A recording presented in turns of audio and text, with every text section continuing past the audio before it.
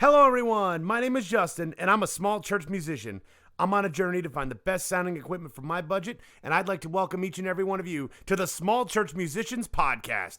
I'm so incredibly excited for today's episode, as if you can't tell by the sound of my voice, because today we're going to be talking about one of my favorite electric guitar designs ever created by any company ever. Today, we're talking about an instrument that's become pretty synonymous with worship music and just great music as a whole. Today, we're talking about the Fender Thinline Telecaster Custom, so let's get started.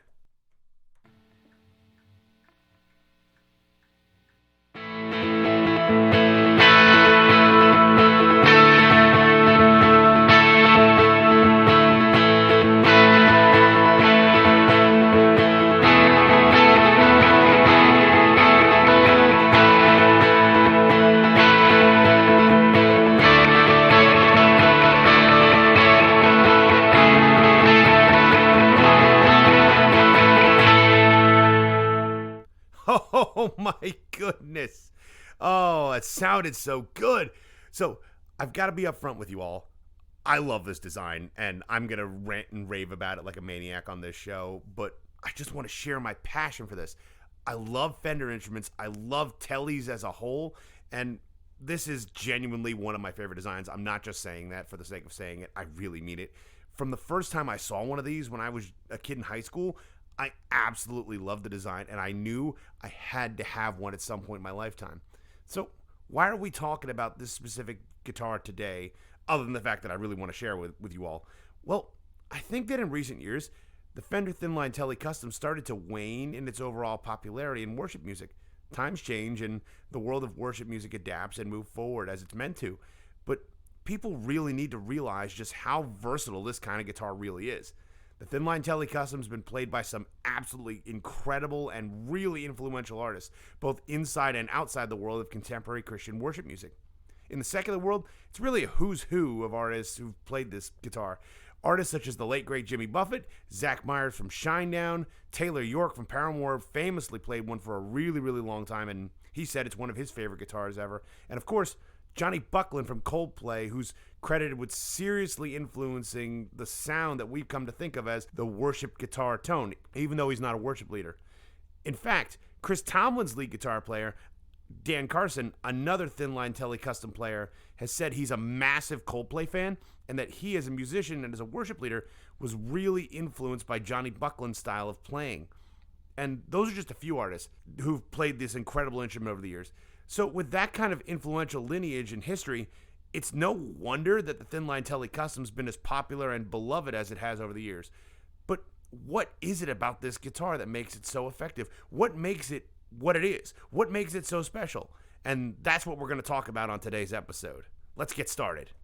To really understand why the Thinline Tele Custom is so effective in a worship setting, we've got to talk a little bit about the history and the lineage of this guitar, because I think that's a big part of what makes it so special. Now, I'm not going to cover everything. I'm not going to bore you to death with the full history of Fender guitars and the Thinline Tele as a whole, but I'm going to include a link to the full history on the Fender website. It's definitely worth reading, and I found it fascinating, and I promise you it's definitely worth your time. The short version is, in the 1960s, Fender was really running low on their supply of lightweight ash for their Telecaster bodies. By the way, a lot of Teles are made out of ash. So to compromise, they started experimenting with routing out cavities inside of Tele bodies made out of a heavier quality ash. They weighed a lot more. And so the cavities helped make it a lot lighter.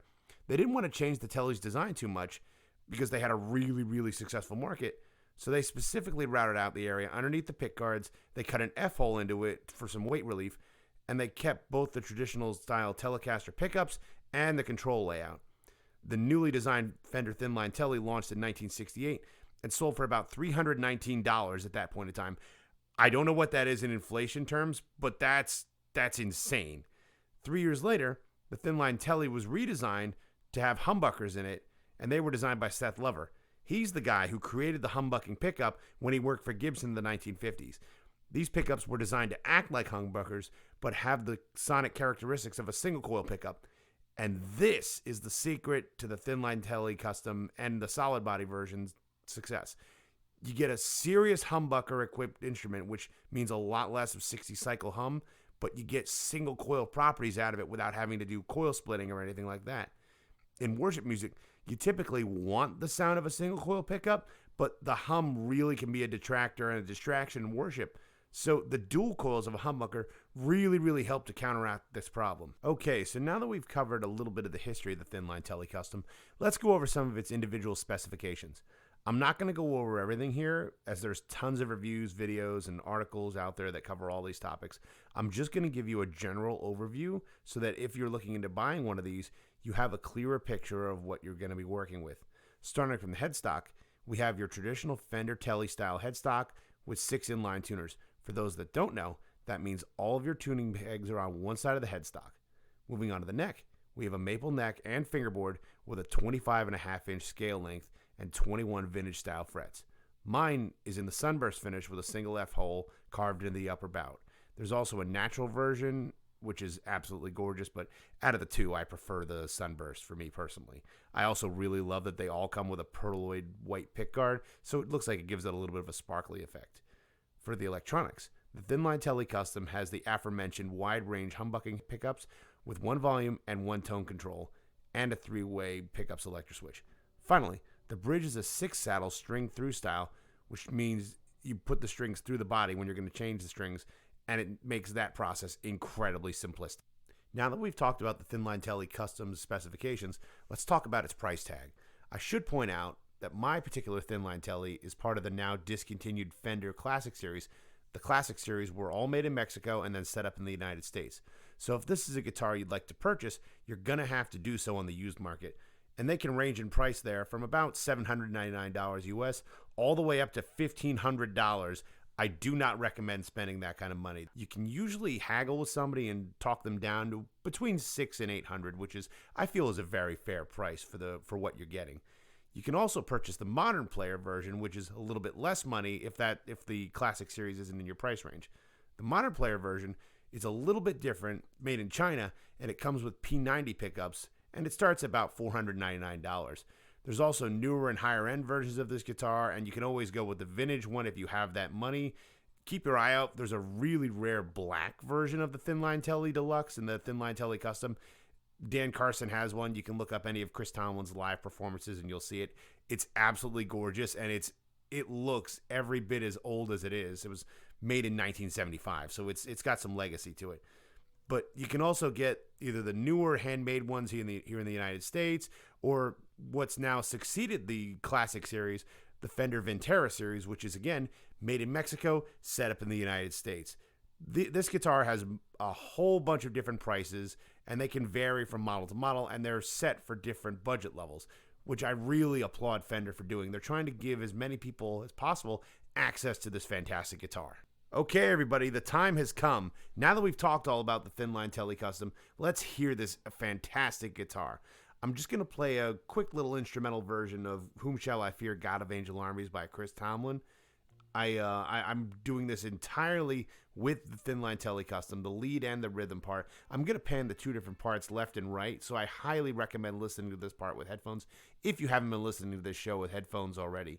My pedal chain is pretty simple. I'm running into a Boss Chromatic tuner, which goes into the PRS Mary Cries optical compressor. I love this thing for just a little bit of compression when I need it. Into my JHS Morning Glory. It's my favorite overdrive ever. Check out the episode where I talk all about it. I'm running that into my favorite delay pedal, the Strymon Timeline, which is going into the Dream 65 Deluxe Reverb by Universal Audio. For my recording software, I'm using Audacity, and I'm using a Focusrite Scarlett as my audio interface. Check out the track.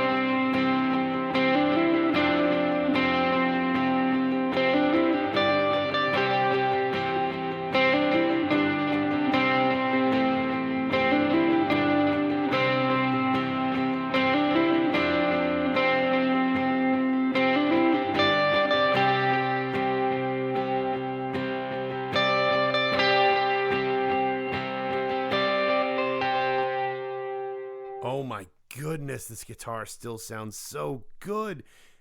Before I go any farther, I do want to say I didn't do the track just now exactly the way they do in the recording, but I think I got it pretty close, and I'm pretty happy with it overall. Let me know in the comments what you think. But let's get back to the guitar. I love this thing so much, and I feel so very lucky and very, very blessed to own one of these, especially because I've wanted one since I was just a kid in high school. The Thinline Tele has all the chime and clarity that you want out of a Tele with single coil pickups, but its wide range humbuckers really add another level of versatility to this guitar. And it gives you a lot of the sounds that you'd expect from a traditional Telecaster. I know I didn't lean in and demonstrate a whole lot of that today, but that's really something that it does do very, very well as well. I really hope this episode has shown off just why this guitar is so well suited to worship music as a genre and how great its pickups sound. I found it to be incredibly reliable, a really consistent instrument with a long and storied history. If you have the opportunity to pick one up, definitely do it, even just to try it out, because the first time I tried mine out, I felt like a completely different guitar player. I don't know what it was. I just felt like I'd gone to another level just from the sound I was getting out of this. It took what I was doing already and it made it sound better. And I know there's an old saying, it's not the wand, it's the wizard, but I really think there's something special about this kind of instrument. It's totally worth your time. Definitely check one out if you can. I use mine all the time, especially when I'm working on a new Chris Tomlin song, because that's what a lot of his music's been written on, is one of these. And with that thought, we draw to the close of another episode of the Small Church Musicians Podcast. My prayer is that this episode has been of some amount of entertainment and help to you all. You can help us out here at the show by liking the show, leaving us a review and or a comment, sharing the show with someone on social media, and of course subscribing for more content like this. I try to post new episodes every single Tuesday afternoon at 4 p.m. Eastern Time. I also put polls up in the Q&A section of the comments on Spotify, so please check them out and vote on what topic you'd like me to talk about next time.